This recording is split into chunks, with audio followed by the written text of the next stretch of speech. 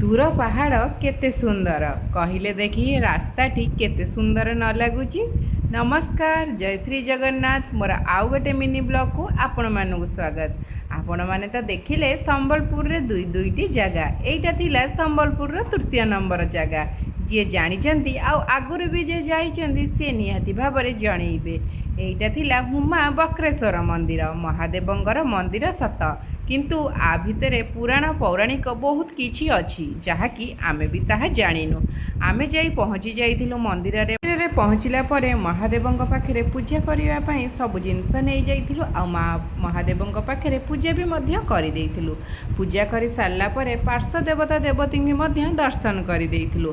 आ माने एई जो कालीगाही विग्रह देखुचंती आर कहानी भी आहुरी किछि अछि। सबकु तो कहिले सेतिकी समय दरकार आ सेतिकी धैर्य दरकार मनीष मानकु सुनिबा पई।